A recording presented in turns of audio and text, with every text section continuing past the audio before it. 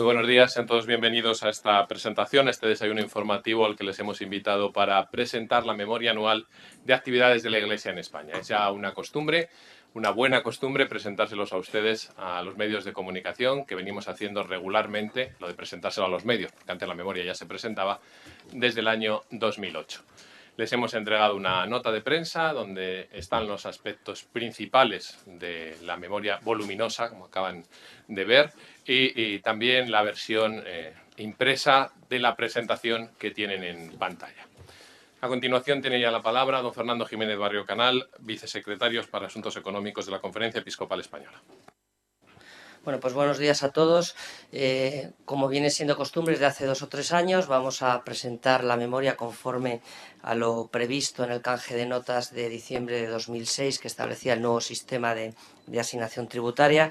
Les hemos puesto también para su conocimiento lo que es la carpeta roja, que es la memoria tal y como se entregará en estos días al Ministerio, y la información de soporte. Las carpetas marrones que ven ahí pues son todos los expedientes, los 510 expedientes de solicitud de IVA, de compensación de IVA, que nos han remitido las diócesis y congregaciones religiosas y que figuran, por supuesto, en el sistema de compensación, así como las carpetas verdes son los datos estadísticos de todos los sacerdotes y de la presencia que hay de la Iglesia en las diócesis españolas. La memoria tiene una introducción, un recordatorio de lo que ha sido la asignación tributaria, las actividades básicas de la Iglesia Católica en España durante 2010 y la conclusión. Les recuerdo que esta memoria se presenta del 2010 porque acabamos de recibir los datos correspondientes al IRPF del 2010. En concreto, en el mes de abril, el Ministerio de Hacienda nos facilitó los datos y eso es lo que nosotros, el compromiso que tenemos es el de publicar las actividades relativas a los datos que nos acaban de facilitar. Recordarles, por tanto, que el acuerdo establecía, el acuerdo de 3 de enero del 79 establece el sistema de colaboración del Estado con la Iglesia y que la disposición adicional 18ª de los presupuestos generales del Estado del 2006 fue la que recogió el nuevo sistema de asignación tributaria que, como recuerdan, suponía el porcentaje del 0,7%, la renuncia de la Iglesia a la exención por IVA y la renuncia a la Iglesia de percibir lo que se llamaba la cuantía similar. Desde ese momento la Iglesia no recibe cantidad alguna de los presupuestos generales del Estado para su sostenimiento, sino que son los contribuyentes los que deciden con su X si quieren destinar 7 euros de cada 1000 teóricos que pagan a favor de la Iglesia Católica. Los destinos de estas cantidades, el dinero que recibe la Iglesia, va a sus finalidades básicas. Dentro de sus finalidades básicas, como ven ahí, pues está atender la actividad litúrgica, atender la actividad pastoral, tanto nacional como internacional, por supuesto, también otros fines como pueden ser la protección del adecuado patrimonio cultural, las actividades educativas, la evangelización social o las actividades de tipo asistencial. Son básicamente los apartados que vamos a ver a lo largo de la memoria. Primer punto que conviene destacar, luego la memoria estará a disposición de ustedes, pues como siempre, la página web de la conferencia, esta misma presentación, es lo relativo a la asignación tributaria del 2010 y cómo la Conferencia Episcopal ha repartido estos fondos y a qué finalidades y a qué instituciones ha repartido estos fondos, ¿no? En primer lugar, hay que saber cuál ha sido el resultado de la asignación tributaria del año 2010, cuya liquidación definitiva hemos recibido muy recientemente, en abril de 2012. Aquí tienen los datos de la evolución de la asignación tributaria en los últimos 5 años. Como ven, el resultado final ha sido de 248,6 millones de euros, lo que significa que la Iglesia del 2010, que es la cantidad que al final se liquida ahora mismo, ha recibido 1,3 millones de euros menos que en el ejercicio anterior. Los contribuyentes han asignado 1,3 millones de euros menos que el año anterior. Eso se debe fundamentalmente, como van a ver a continuación, a la crisis económica, dado que el número de declaraciones que se han presentado correspondientes al 2010, cuya declaración hicimos en 2011 y cuyos datos definitivos, como ya he dicho, se nos acaban de facilitar hace escasos 2 meses, pues reflejan que ha habido 7,5 millones de declaraciones a favor de la Iglesia Católica, lo cual significa que, a pesar de que en España se han presentado, en el último ejercicio fiscal, se presentaron 32.600 declaraciones menos en su conjunto en España, hubo 194.685 declaraciones más a favor de la Iglesia Católica. Hubo cerca de 200.000 declaraciones, eso supone 7,5 millones de declaraciones a favor de la Iglesia Católica en la última declaración. Eso supone, contando, como ya hemos dicho, las declaraciones conjuntas que se realizan en España, supone que 9,2 millones de contribuyentes decidieron destinar 7 euros de cada 1.000 de sus impuestos a favor de la Iglesia. Lo que supone, como ya han visto, un 35,71%. Y en la práctica lo que viene a decir es que en 4 años pues se ha multiplicado el número de declaraciones a favor de la Iglesia, ha crecido pues en números redondos en 1 millón de declaraciones más. Y más que hacen falta, como es lógico, y por eso que estamos en plena campaña, pues seguimos llamando, como es lógico, a la colaboración de todos para contribuir a este fin. Dicho eso, ¿cómo se reparte ese dinero? Ese dinero, en el año 2010, lo que la Iglesia recibió fue un pago a cuenta con cargo a esta liquidación, a lo de los 248 millones, más la liquidación que correspondía al año 2008. Yo sé que esto es un follón, sobre todo para los que no están con números, pero nosotros damos cuenta del 2010, de los resultados del 2010, y luego tenemos que hacer referencia a toda la economía y a toda la actividad del 2010. Y en el 2010 nosotros recibimos la liquidación del 2008. Por eso, si se dan cuenta, en el 2010 recibimos un poquito más de lo que vamos a recibir este año. Concretamente recibimos 259 millones, este año pues recibimos menos, ¿no? ¿Cómo se han repartido esos 259, casi 260 millones de euros? En primer lugar, a la compensación por IVA.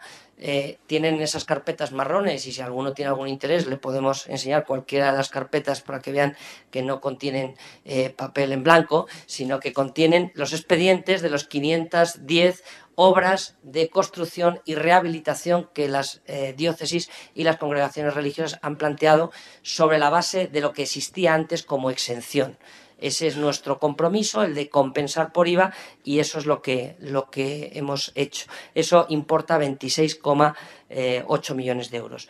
Luego está, fuera del Fondo Común Interdiocesano, el dinero que se destina a las campañas de financiación y a las Cáritas diocesanas, la ayuda que presta desde la Conferencia Episcopal, y luego se habilitó lo que llamamos un fondo de estabilización del sistema, previendo la posibilidad, como es así efectivo, de que la evolución de la recaudación por IRPF pudiera ir a la baja. Los obispos decidieron constituir un pequeño fondo que pueda compensar posibles bajadas con motivo de la crisis. Eso es lo que hace que el dinero que se reparte en lo que llamamos el Fondo Común Interdiocesano no son los 259 que hemos recibido, sino 214. Creo que han entendido bien cada una de las disminuciones, detracciones o aplicaciones que hemos hecho del Fondo Común. El Fondo Común Interdiocesano se reparte con 2 fuentes de financiación, lo que llamamos asignación tributaria, esos 214 millones, y las aportaciones de las diócesis. La suma de ambas cosas es lo que se llama el Fondo Común Interdiocesano, que es el documento que cada año aprueban los obispos en la Asamblea Plenaria. Ese Fondo Común Interdiocesano, que es el que tienen ahí a continuación, tiene como recursos la asignación tributaria, estos 214 que hemos contado, más lo que aportan las diócesis. Cada diócesis aporta en función de su capacidad potencial de obtención de recursos. Es decir, nosotros, ¿cómo se mide la capacidad potencial de un territorio? Pues mire, el modelo de financiación de las comunidades autónomas tiene un sistema, y la Conferencia Episcopal desde el año 79 tiene otro sistema, por cierto, bastante similar y además bastante ecuánime, porque cada uno aporta en función del número de habitantes, en función de la renta familiar disponible per cápita de los ciudadanos de esas diócesis, con algunas correcciones, y eso hace que todo el mundo aporte, porque aquí todo el mundo tiene que aportar, y a partir de ahí esos 227 millones se aplican en dos partidas, a la distribución a las diócesis y a las aplicaciones generales. Vamos a verlo muy rápidamente. Las diócesis, el fondo común tiene esas dos partes. El envío a las diócesis se realiza en función de sus necesidades básicas. Otros años, y esto lo hemos querido destacar, otros años hemos explicado que exactamente que unas se reparten en función de distintos criterios, de personal, de gastos fijos. Lo que se hace es atender a las necesidades básicas de las diócesis, pero eso no significa que el dinero del Fondo Común Interdiocesano se aplique para pagar la retribución del clero. Una cosa es que el dinero se reparta en función de unos criterios y otra cosa es que ese dinero sea destinado para pagar a los sacerdotes. Lo explico de una manera muy sencilla. Mi mujer y yo trabajamos, los dos, tenemos nuestras dos fuentes de financiación, pero si ustedes me preguntan la comida de hoy, si la hemos pagado con el sueldo de mi mujer o con el sueldo mío, yo diré, pues no lo sé, porque el sueldo va a la misma cuenta y lo hemos pagado de la misma cuenta. Quiero decir con esto que los dineros no están afectados. El dinero que las diócesis reciben por el sistema del Fondo Común Interdiocesano financia toda la actividad que realiza la diócesis. Otra cosa distinta son los criterios concretos de reparto, pero no se puede afirmar que el dinero que estamos enviando lo estamos enviando para atender a la curia o para atender la reparación del Palacio Episcopal o para atender la nómina, entre comillas, de los sacerdotes. Financia la totalidad de las necesidades de la diócesis. Es un sistema basado en comunicación de bienes. Porcentualmente, las diócesis más pequeñas reciben muchísimo más que lo que reciben las diócesis grandes, muchísimo más, porque la comunicación entre los distintos sitios, de las distintas localidades, entre las distintas diócesis, pues es muy grande por este motivo, ¿no? Bien, y luego está la partida de aplicaciones generales. La partida de aplicaciones generales son una partida que directamente gestiona la Conferencia Episcopal, que la destina fundamentalmente al pago más importante, que es el pagar toda la seguridad social de todos los sacerdotes de España, a unas ayudas a los centros de formación de la Iglesia, una ayuda al presupuesto de la propia Conferencia Episcopal, algunas actividades nacionales o internacionales que requieren un especial apoyo o alguna necesidad que nos solicite alguna iglesia en el extranjero, una partida para la conferencia de religiosos, para la Confer, ayudas a las diócesis que están, al estar en islas, tienen unos mayores gastos de locomoción, y otras partidas como pueda ser una ayuda a la Santa Sede y también al Tribunal de la Rota que administra la propia Conferencia Episcopal. En total los 32 millones que he contado. Dicho eso, todo esto, ¿cómo repercute en la actividad de la Iglesia? Bien, es importante decir que todo lo que vamos a contar a continuación son estadísticas que obtiene la Conferencia Episcopal recabando la información de las diócesis y de algunos agentes de pastoral concretos que están establecidos en España. Aquí no van a ver ustedes toda la actividad de todas las instituciones de la Iglesia en España, porque es muy difícil obtener la información de más de 40.000 instituciones y porque la Iglesia es mucho más que una determinada institución. Van a obtener solo aquella información que tenemos contrastada y fiable sobre instituciones concretas que se le podría llamar o podrían tener el sello de Iglesia Católica. Por tanto, la actividad es mayor.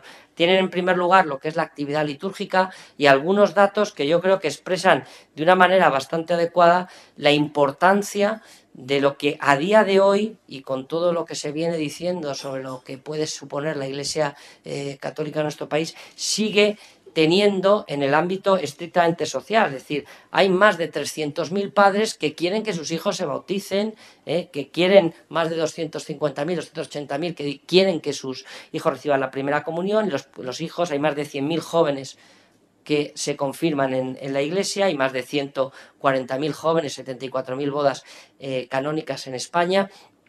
Todo esto, con independencia de la valoración de las tendencias que puede uno valorar o no, lo que sí se aprecia es que la Iglesia sigue teniendo una importantísima penetración y una importantísima repercusión social. El hecho de que, de acuerdo con los estudios de la Oficina Estadística, de manera regular más de 10 millones de personas acudan a misa, pues hace referencia realmente a lo que estamos diciendo, ¿no? Bien, la Iglesia vive la fe, la Iglesia su primera actividad es anunciar el Evangelio, anunciar la buena noticia a los hombres, una buena noticia que te cambia el corazón, que te da otra vida. Se vale de instrumentos muy concretos, el número de religiosos que hay en España, el número de catequistas que hay, en una estimación razonable del número de catequistas y agentes de pastoral que hay, el número de sacerdotes y el número de parroquias. Son datos estadísticos pues para someterlos a su consideración. ¿Y aquí qué hacemos? Pues miren, les ponemos un ejemplo de la pastoral que se realiza en las cárceles. Los 142 capellanes que hay en las cárceles españolas, pues y los más de 2.800 voluntarios, pues están trabajando en 78 centros penitenciarios. Por cierto, sobre esta partida sí que tenemos una partida en los presupuestos generales del Estado de prestación de servicios penitenciarios. Y da aproximadamente para pagar la escalofriante cifra de menos de 600 euros a cada capellán en dedicación completa. Lo digo también para que se hagan ustedes una idea de las magnitudes. Todo el trabajo adicional, materiales, voluntarios y demás, pues por supuesto corre a cargo de la Iglesia, y a partir de ahí pues se realiza la inmensa labor en el área religiosa, en el área social y en el área jurídica, tanto dentro de las cárceles como fuera de las cárceles. Hemos querido poner este ejemplo para que se supiera que esto también es actividad pastoral, como es la actividad pastoral que realizan los 19.000 sacerdotes en las 22.800 parroquias que hay en España. La gente acude a las parroquias, y no solo acude a las parroquias a participar en la Eucaristía. Mucha gente, y con la crisis muchos más, están acudiendo desesperados, están acudiendo realmente angustiados. Mucha gente necesita alimento, mucha gente necesita necesidades materiales, pero sobre todo lo que necesita todo el mundo es una palabra de consuelo, una palabra de esperanza, una razón para seguir en este momento, donde un señor que se ha quedado en el paro y que tiene 2, 3, 4, 5 hijos dice: ¿y ahora dónde yo voy con mi vida? Esa labor es una labor social inmensa que están realizando las parroquias, la que están realizando los agentes de pastoral y los sacerdotes. Es una labor callada, no sale normalmente en los medios de comunicación, pero es una labor inmensa de carácter social que se está realizando en todas las parroquias de España y en todas las instituciones.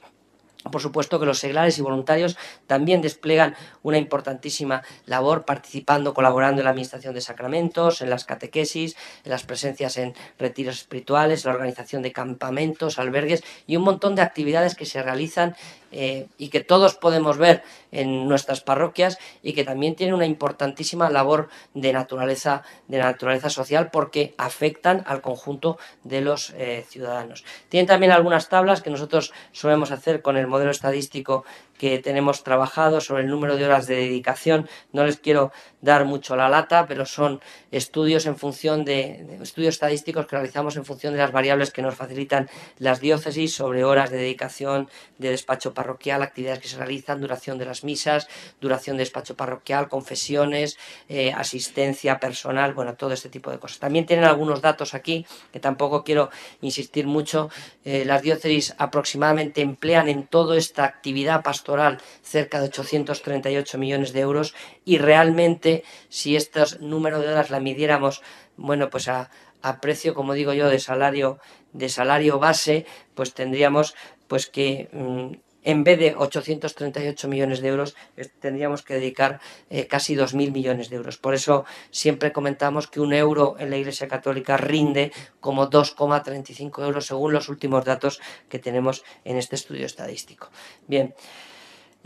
También tienen algunos datos sobre cómo se emplean los recursos de acuerdo con los agentes, sacerdotes y seglares, de acuerdo con los recursos consumidos de locales y demás. Son cifras estimadas en función de los balances que nos remiten a efectos estadísticos las diócesis españolas, para conocer cuál es el volumen general de recursos que se mueven y cómo se están aplicando. En resumen, poderles decir en este apartado que las aportaciones, para que sepan, de los fieles, pues se han mantenido aproximadamente estables en 2010, han subido las suscripciones periódicas, han bajado algo las colectas ordinarias, eso nos ha permitido mantener un volumen de ingresos bastante similar. Decirles que entre un tercio y la mitad de los recursos que dispone la Iglesia son fundamentalmente aportaciones directas sin ningún tipo de contraprestación de los fieles. Así es como se financia la Iglesia en España. El Fondo Común Interdiocesano supone un 22% de media de la financiación de las 69 diócesis en España, de una manera muy dispersa. Hay diócesis que su financiación depende de la cantidad que les mandamos del Fondo Común Interdiocesano en menos de un 10%. Hay diócesis que dependen en más de un 50%. Se pueden ustedes imaginar cuáles son las que más dependen, que son especialmente las más rurales, las más pobres, las que más necesitan de apoyo. Por eso el sistema del Fondo Común Interdiocesano se vuelca sobre todo en estas.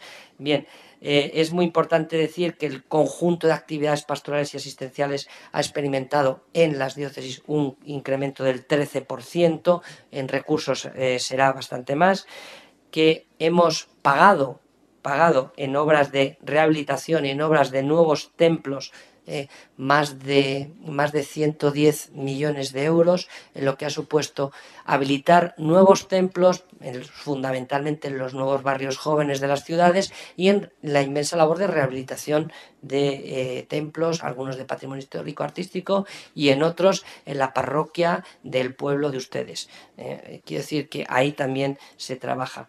Otras actividades, voy a ser ya muy rápido, tienen ustedes la actividad educativa. Esto está basado fundamentalmente en el informe de escuelas católicas correspondiente a 2009-2010.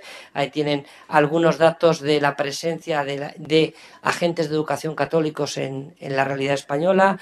Más de 1.400.000 niños están escolarizados en centros no universitarios de la Iglesia Católica, lo que supone un incremento de 23.000 alumnos.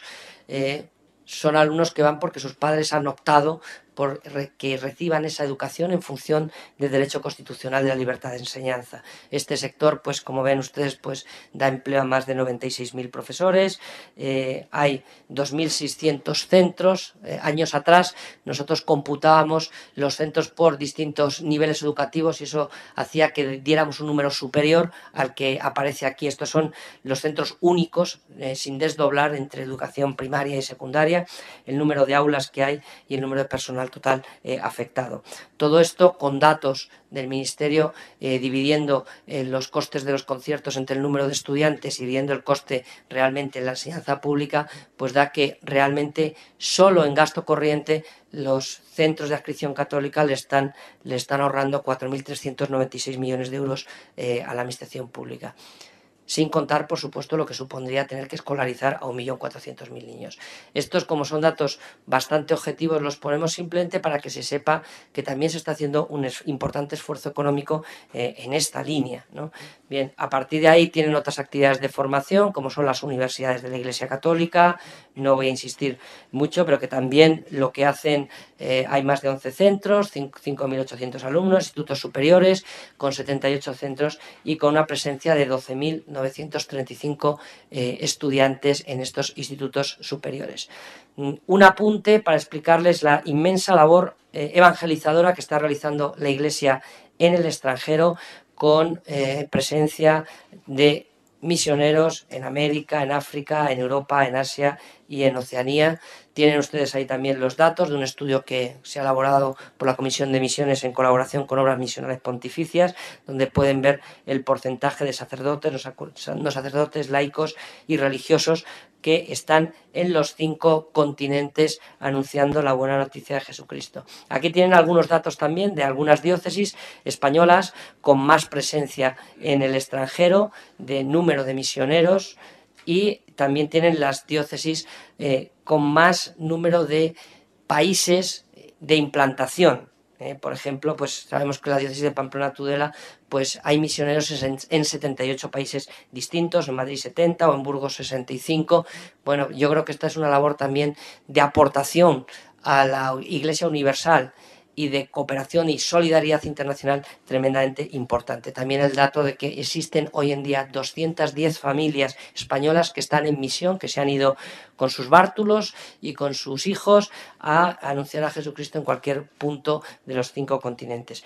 Tienen también aquí algunos datos de lo que supone toda esta actividad misional a nivel universal, no solo datos de la Iglesia Católica en España, pero sí de instituciones misionales que están trabajando en todo el mundo, para que se haga una idea de que mucha de esta actividad que se está realizando, de lo que está cooperando realmente la Iglesia por el desarrollo del tercer mundo, mucha de esta parte de esta ayuda pues también la realiza la Iglesia Católica de España o en España, en el extranjero. Un bloque también importante es el de la actividad cultural. La actividad cultural, saben ustedes que hay 52 millones de turistas que vienen a España, un porcentaje importante viene por motivos culturales, hay 74 millones de viajes internos y de esos sabemos por datos del Instituto de Estudios Estadísticos que hay una parte que tiene que ver con turismo religioso y con turismo cultural. Aproximadamente 9,6 millones de personas asistieron a algún acontecimiento de naturaleza religiosa. Esto tiene una repercusión social y, por supuesto, también una repercusión económica. El patrimonio cultural de la Iglesia Católica, que de vez en cuando está tan entredicho, estamos hablando de 40.000 instituciones que están dejando huella en nuestra sociedad desde hace 20 siglos. De esto es de lo que estamos hablando. Este patrimonio supone una fuente muy importante de recursos para la sociedad en su conjunto. La Iglesia lo que hace fundamentalmente es administrarlo, mantenerlo, custodiarlo, y ponerlo a disposición de los demás. Eso es lo que hace fundamentalmente.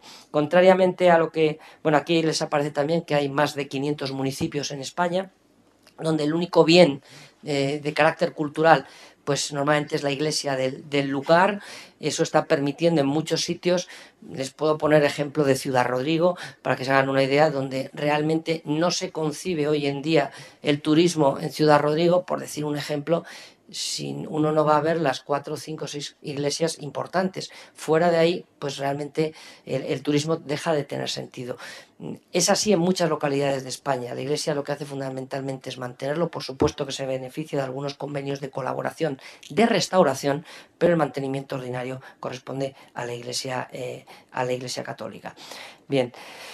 Tienen algunos datos más aquí sobre la construcción de templos y el mantenimiento. Decirles simplemente que la Iglesia se gastó el año pasado, las diócesis, el 20% de su presupuesto en mantener el patrimonio, y les puedo asegurar que los ingresos derivados del patrimonio no llegan ni con mucho a esa partida. Por tanto, lejos de aparecer el patrimonio como una fuente de financiación, pues es una actividad más.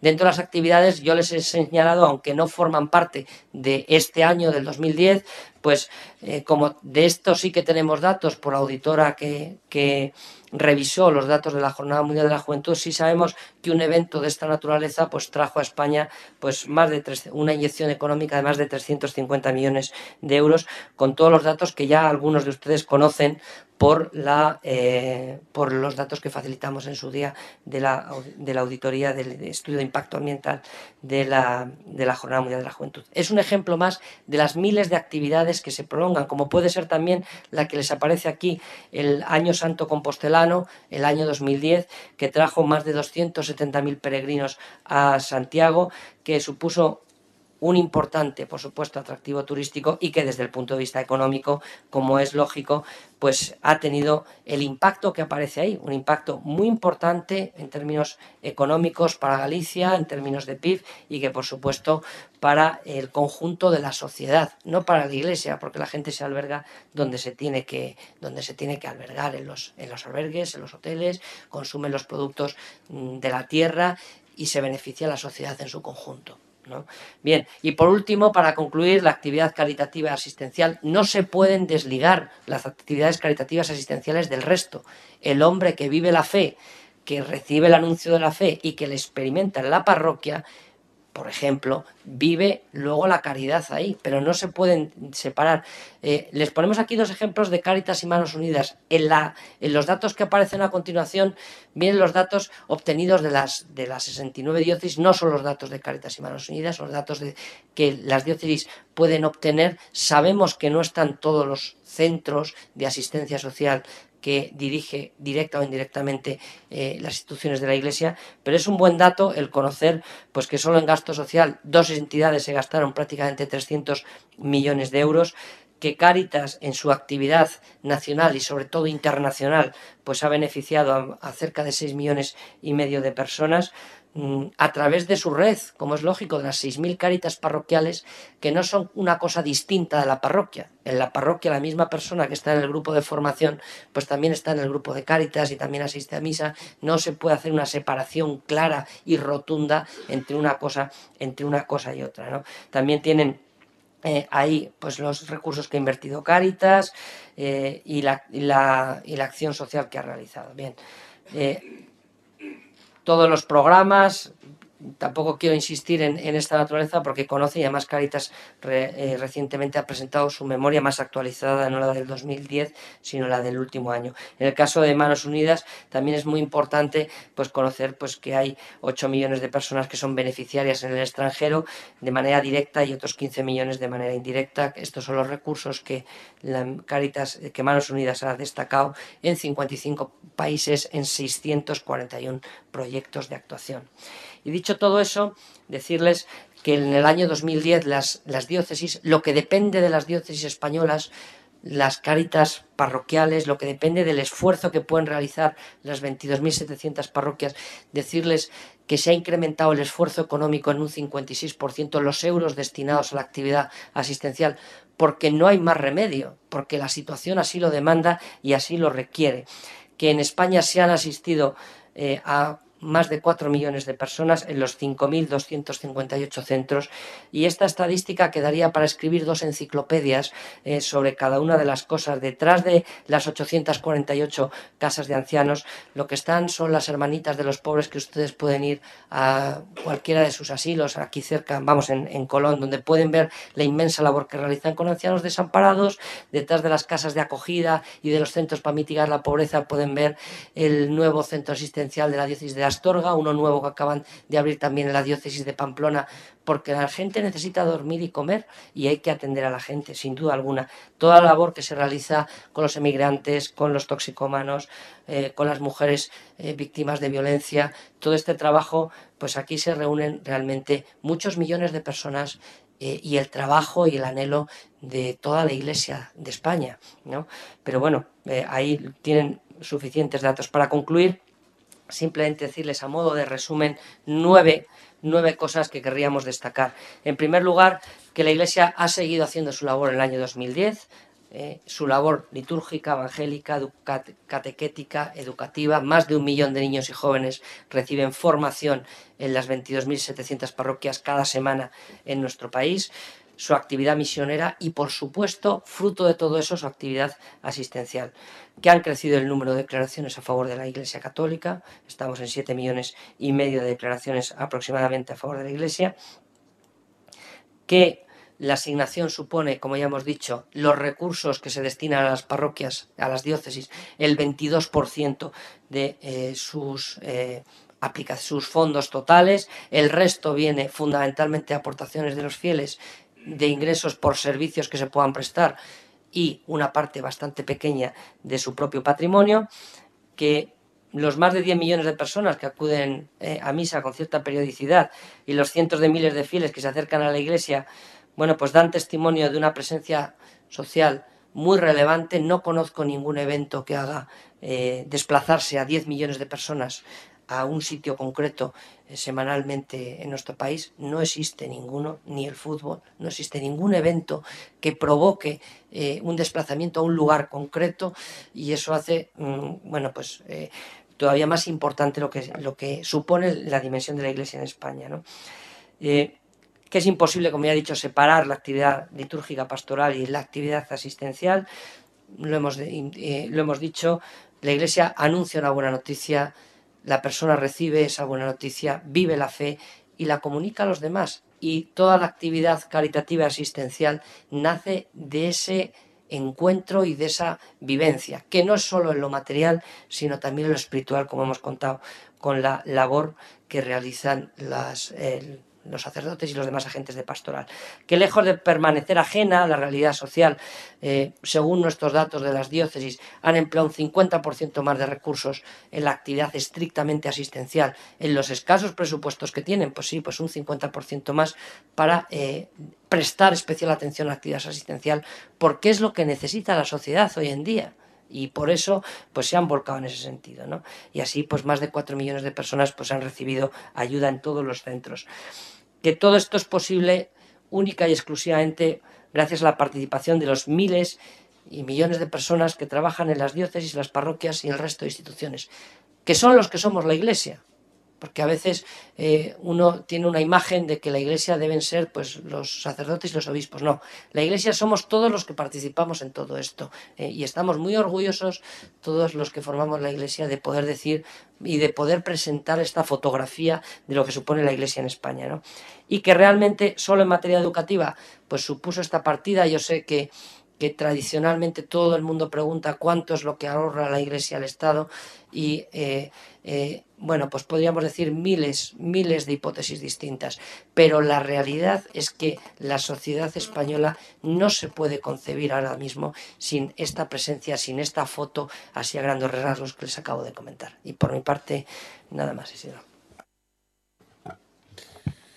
Don Fernando Jiménez está a su disposición para las preguntas que quieren formularle sobre la memoria de actividades que tan exhaustivamente les ha presentado. ¿Ya hay alguna palabra pedida allí? En primer lugar, José Grau, de ABC. Sí. Hola, buenos días. Tengo una pregunta, no acabo de... a ver si puede explicar mejor. Ponen en el resumen que cada euro que se invierte en la Iglesia rinde como 2,35 euros en su servicio equivalente en el mercado. Si me puede decir cómo más o menos cómo estiman esto y un poco explicarlo algo mejor. Es algo bastante sencillo. Nosotros lo que hacemos es hacer una estimación básica de horas de presencia, de trabajo que están realizando los distintos agentes pastorales, y a partir de ahí vemos cuánto es el esfuerzo económico que la Iglesia está empleando en realizar esas actividades, y luego solo midiendo el número de horas vemos si estamos hablando, por ejemplo, de un sacerdote, lo ponemos el equivalente al salario más bajo que corresponda de un licenciado con relación al número de horas, el salario más bajo dentro de las medias que hay en España. Si estamos hablando de trabajos auxiliares, pues el trabajo de un auxiliar lo multiplicamos por el número de horas y vemos que la prestación de servicios equivalentes, si fueran prestados en el mercado a los salarios bajos, supondría 2,35 veces más que lo que supone el gasto total que se realiza en la Iglesia. Por eso decimos que un euro en la Iglesia rinde como 2,35. Juan Luis Vázquez, Alfa y Omega. Hola, buenos días. Don Fernando ha insistido mucho en esta charla que es imposible separar la actividad litúrgica de la asistencial. ¿Se podría decir que sin la vida sacramental, sin la vida litúrgica de la Iglesia, sin la Eucaristía, sin las confesiones, toda la actividad pastoral que hacen los curas en sus parroquias, que es muy escondida y que no se conoce y que muchas veces no se valora, ¿se puede decir que existiría después la labor social? ¿Existiría la Cáritas sin la Eucaristía? Esa es una pregunta. Y otra es, hace un par de semanas, Monseñor Munilla hizo un cálculo, calculó en 30.000 millones de euros lo que ahorra la Iglesia al Estado, no solamente en educación, sino en toda la labor asistencial y bueno, todo lo que hace la Iglesia, ¿no? ¿Se puede, confirma usted este dato? ¿Se puede decir que es un dato aproximado? Bueno, dos cosas. En primer lugar, yo lo he dicho ya varias veces, los voluntarios de Cáritas, de Manos Unidas, de la Asociación Católica de Migraciones y de los miles de instituciones que conforman la Iglesia Católica no nacen por generación espontánea. No nacen por generación espontánea. Nacen de un encuentro personal con Jesucristo. Nacen de poder vivir la fe. Nacen de poder alimentar esa fe. Y eso es lo que hace que un voluntario de Cáritas o que las misioneras de la caridad, cuando ven a un enfermo terminal de SIDA, cuando ven a un enfermo de Alzheimer, cuando ven la necesidad de poder rehabilitar a un toxicómano, o cuando ves o que te llega alguien que no tiene para dónde dormir, ven ahí el rostro de Jesucristo. Y esa es la experiencia que se tiene en la Iglesia. Por eso nosotros no podemos decir que seamos una ONG más. Yo respeto y me parece un trabajo extraordinario lo que realizan en general las ONGs de carácter civil en el Estado español, y me parece muy importante en estos momentos. Pero la motivación en la cual se trabaja en el ámbito de la Iglesia es distinta porque nace de una experiencia personal. Por eso, cada vez que un sacerdote está en un confesionario, cada vez que un sacerdote está celebrando misa, cada vez que un catequista está dando catequesis, está poniendo las bases para la inmensa labor social y asistencial que realiza la Iglesia Católica en nuestro país. Miren, nosotros oficialmente, mientras no tengamos un estudio contrastado con una agencia que podamos decir, yo no puedo decir que sean 30.000, ni 25.000, ni 40.000. Pues posiblemente por ahí le ande, claro que sí, pero yo preferiría que sean otros los que digan, mira, con estas mediciones salen 30.000, con estas 20.000 y con estas 50.000. Bueno, pues andamos detrás de ello. Cada año intentamos mejorar la memoria y estoy seguro que cuando tengamos una forma fiable de medir el ahorro, lo comunicaremos. Somos torpes de momento y todavía no hemos sido capaces de dar ese dato. Digamos que hay mucho margen de mejora todavía. José Manuel Vidal, Diario El Mundo.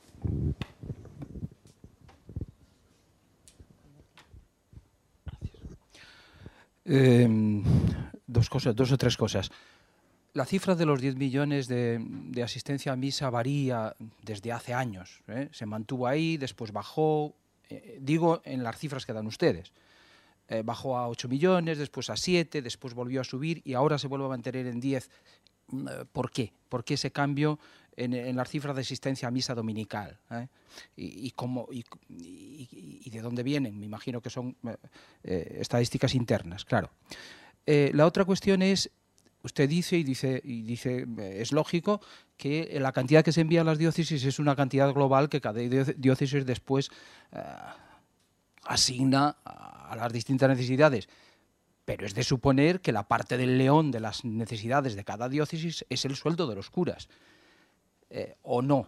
Entonces pregunto si es así o no lo es, y cuál es la partida, por qué no figura la partida del sueldo de los curas, de los 19.000, casi 20.000 curas.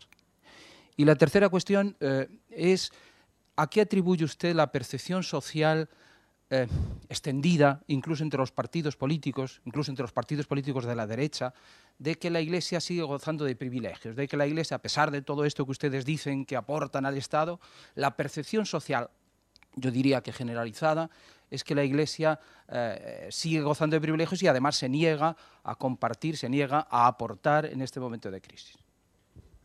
Bueno, son tres preguntas rápidas. En primer lugar, los datos de los 10.000 millones son una combinación de los datos que da el CIS, que da 10 millones, junto con los datos de las estadísticas que nosotros obtenemos en función de los parámetros que nos dan las diócesis. Yo no sé si el CIS tiene un contador a la entrada de las 22.700 templos.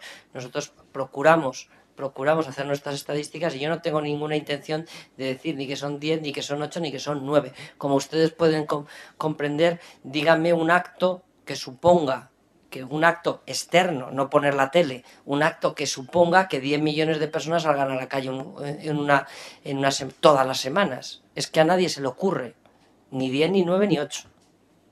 Ni 10, ni 9, ni 8. Entonces, ese es un dato que nosotros obtenemos de fuentes estadísticas y de acuerdo con la oficina más el CIS. En relación con el tema de los salarios, mire, de acuerdo con los datos, nosotros seguimos trabajando para dar cada día más datos. Nosotros ya tenemos una primera estimación de lo que pueden ser los, entre comillas, balances consolidados de las diócesis, y lo que sí que le puedo decir es que la retribución de los sacerdotes, y yo se lo digo ahora mismo, supone aproximadamente el 20% de todo el gasto que realizan las diócesis en nuestro país. El otro 80% no es la retribución de los sacerdotes. Entonces, pensar que el Fondo Común Interdiocesano es para pagar a los curas, pues es un error. Es para financiar una parte del conjunto de necesidades que hay en la Iglesia. Pero no es ni porcentualmente la más importante, ni porcentualmente corresponde con esa cantidad. Entonces, Yo creo que es importante destacar eso, con independencia de que haya alguna diócesis que dentro de su asignación, pues como cojo yo mi cuenta corriente del banco A y destino mi nómina a pagar la hipoteca, por ejemplo. Pero realmente, aunque yo diga que la nómina de mi mujer va para pagar la hipoteca, pues bueno, lo puedo decir por decirlo, que en este caso es así, pero quiero decir que al final es el conjunto de dineros que llegan a mi casa son los que afectamos a una cosa o a la otra. De veras que los datos correctos son estos, ¿no? Y por último, en relación con los privilegios, miren, yo lo he explicado por activa y por pasiva y estoy dispuesto a contarlo en todos los sitios donde haga falta. En materia fiscal, la Iglesia tiene el mismo régimen fiscal que la inmensa mayoría de las instituciones no lucrativas de este país. Paga el mismo impuesto sobre sociedades, paga el mismo IBI, paga el impuesto de actividades económicas, paga las mismas tasas municipales, es decir, todas. Es decir, entonces, ¿qué le vamos a hacer? ¿Existen unos acuerdos? Pues sí, pero es que en materia fiscal han sido superados, tanto por la ley del año 94, la ley de fundaciones, como por la ley de mecenazgo del 2002. Oiga, es que existen cientos, por no decir miles de instituciones que están exentas de IBI. Es que la exención, el porcentaje de exención de IBI en Madrid con relación al conjunto de exenciones de IBI es menos del 5%. Yo me asombro cada día que veo que se insiste en el tema de los privilegios. ¿Es verdad que tenemos esa imagen? Pues tendremos que corregirla. Yo creo que un ejemplo de lo que la Iglesia está dando a la sociedad es lo que aparece aquí. Nosotros no nos dedicamos a hacer declaraciones políticas, no nos dedicamos a denunciar a otras instituciones. Nosotros ponemos las cifras encima de la mesa, porque a donde van los pobres, donde van los necesitados, es fundamentalmente a las puertas de las parroquias. ¿Alguna pregunta más? José Beltrán, La Razón. Una duda. Ha aumentado un 56% la labor asistencial de la Iglesia. No sé si eso ha conllevado apretarse el cinturón o algún tipo de ajustes en otro tipo de actividades o sueldos o retribuciones a los sacerdotes. Pues como no puede ser de otra manera. Es decir, yo los datos globales que tengo de las diócesis españolas dicen que el conjunto de retribuciones al clero español ha disminuido con relación al año anterior. Es decir, que se les ha retribuido menos que el año anterior. Esa es, de acuerdo con los datos que nosotros tenemos, que los guardo con toda reserva, en el sentido de que no puedo facilitar un dato exacto, pero sí que tengo que el ahorro, pues claro, ¿de dónde se ahorra? Pues miren, en muchas parroquias se ahorra no poniendo la calefacción. En otros sitios, pues se ahorra pues hasta en el papel.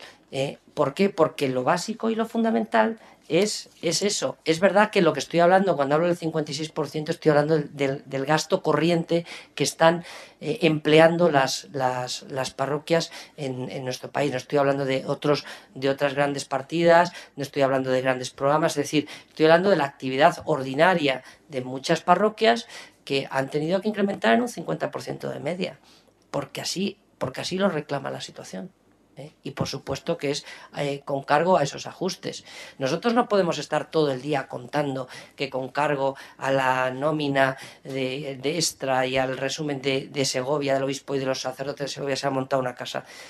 Pues estos gestos los hay en prácticamente todas las diócesis de España. Ahora siempre ustedes preguntan, ¿y por qué no lo cuentan más? Bueno, es que nosotros nos dedicamos a hacer cosas. Y de vez en cuando pues se cuentan, como ahora.